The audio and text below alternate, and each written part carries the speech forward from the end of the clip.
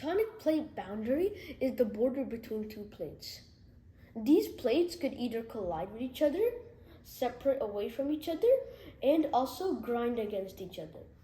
These movements are grouped as divergent, convergent, and transform.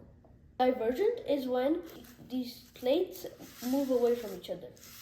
Convergent is when these plates come to each other. And transform is when these plates start to glide against each other. So this is how it would look like. Divergent, convergent, and transform.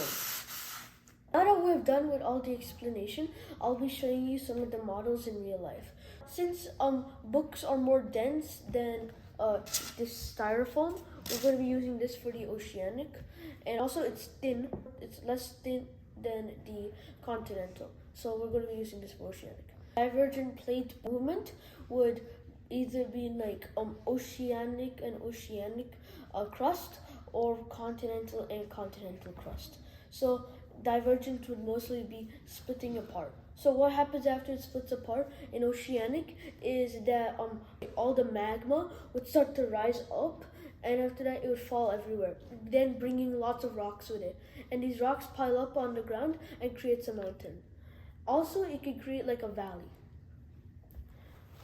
Next is convergent.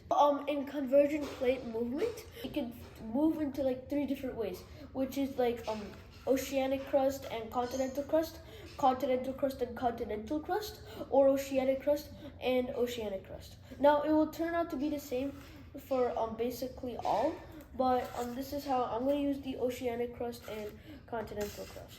Since we all know that the oceanic crust is more dense than the continental crust, it will sink down to the mantle, and the continental crust will go above it. Here, all the water and fish, it goes into the mantle, and when water is heated up, it turns into water vapor. This water vapor goes to the nearest exit point, and that would be like a volcano. This volcano then explodes up, making the ground shake. And then, when it makes the ground shake, it moves everything, and then creates a trench. The deepest trench in the world is the Mariana Trench.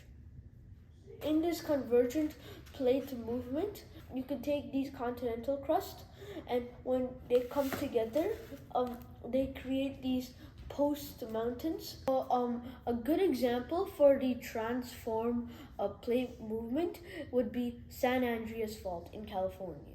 So here, these plates rub against each other, and then after that, it's either that both plates move in the same direction, but this time one goes a bit faster than the other, or they move in complete opposite directions.